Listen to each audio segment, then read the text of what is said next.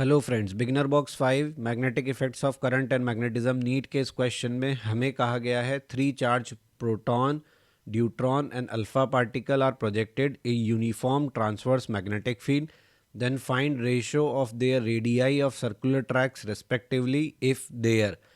3 case दिए हैं, velocity same है, मोमेंटम सेम है, काइनेटिक एनर्जी सेम है या एक्सेलरेटिंग वोल्टेज सेम है।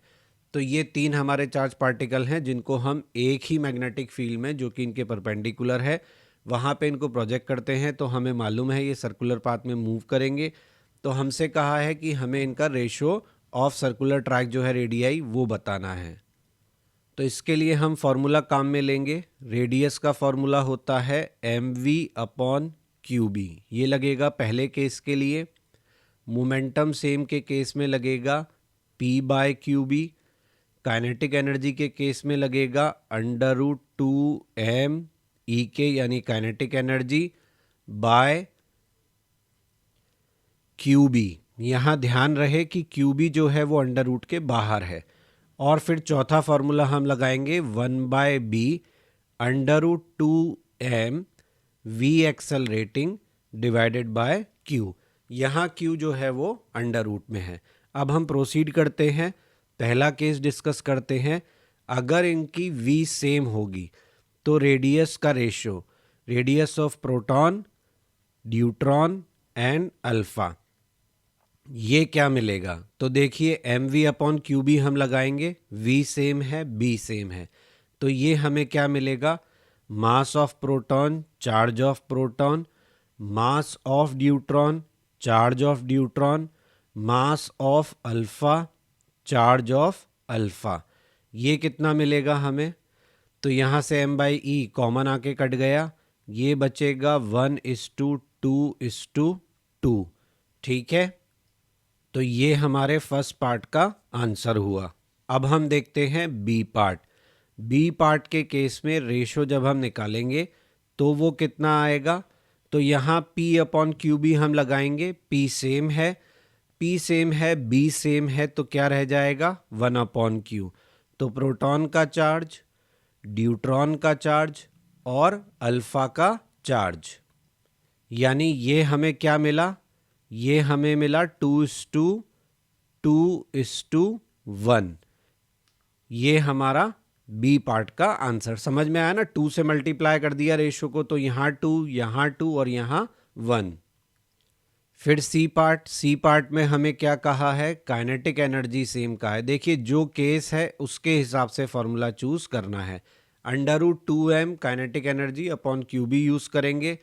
तो इसमें बचेगा क्या हमारे पास, √m/e √2m/e √4m/2e। बाकी सब तो कॉमन है, कैंसिल हो जाएगा। √m कैंसिल कर दो तो 1:√2:2। अब यहाँ 4 है, 4 का √2, 2 बाहर आया तो 1। तो ये आंसर हो गया किसका, सी पार्ट का। डी पार्ट में क्या बोला है हमको, डी पार्ट में बोला है कि अब हमें एक्सेलरेटिंग वोल्टेज सेम दिया है। तो एक्सेलरेटिंग वोल्टेज के लिए ये हो गया हमारा सी पार्ट का आंसर। और अब तो हमारा आंसर आएगा 1:√2:1। अब डी पार्ट में हमें कहा है कि एक्सेलरेटिंग वोल्टेज जो है वो सेम है। एक्सेलरेटिंग वोल्टेज सेम है तो इसके लिए हम चौथा वाला फॉर्मूला जो है लास्ट में रेडियस का वो लगाएंगे, जिसमें हमें मिलेगा √2m/q का रेशो। तो प्रोटॉन के लिए q हो गया e। ड्यूट्रॉन की बात करें तो 2:2m/e, क्योंकि चार्ज तो इसका e ही होता है। और तीसरा यानी अल्फा पार्टिकल के लिए बात करें तो 2:4m/2e। अब यहाँ से हमें क्या मिलेगा, √2m/e तो सब में कॉमन आके कट जाएगा। यहाँ बचेगा 1, यहाँ बचेगा √2, यहाँ क्या बचेगा, तो 2m/e कैंसिल हो गया और 2×2=4 ये हो गया, तो √2 आपको यहाँ मिला। तो इस केस में हमारा जो आंसर है वो 1:√2:2 होगा। बिगिनर बॉक्स सोल्यूशन के वीडियोस के साथ ही मैं आपको क्विक रिवीजन वीडियोस भी पोस्ट कर रहा हूं मेरे इसी चैनल पे, और मेरे हर बिगिनर बॉक्स के सोल्यूशन वीडियोस से पहले वो पोस्ट किया जाएगा, जिसका पर्पस आपको एक तरीके से बिगिनर बॉक्स को अटेम्प्ट करने के लिए तैयार करना है और आपके बिगिनर बॉक्स से पहले की जो थ्योरी पार्ट है उसको कवर करना है।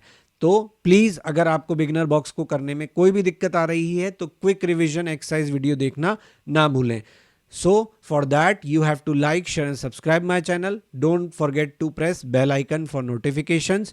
और अगर आपको मेरे क्विक रिवीजन एक्सरसाइज या मेरा कंटेंट टेक्स्ट फॉर्मेट में चाहिए तो वो मेरे ब्लॉग पर अवेलेबल है, क्वेश्चन नहीं बनता blogspot.com। अगर आप मुझे कोई सजेशन देना चाहते हैं तो आप मुझे मेरे मेल आईडी पे मेल कर सकते हैं। यही कंटेंट मैं फेसबुक पेज पर भी क्वेश्चन नहीं बनता पर पोस्ट करूंगा और इंस्टाग्राम पर भी आप मुझे ज्वाइन कर सकते हैं।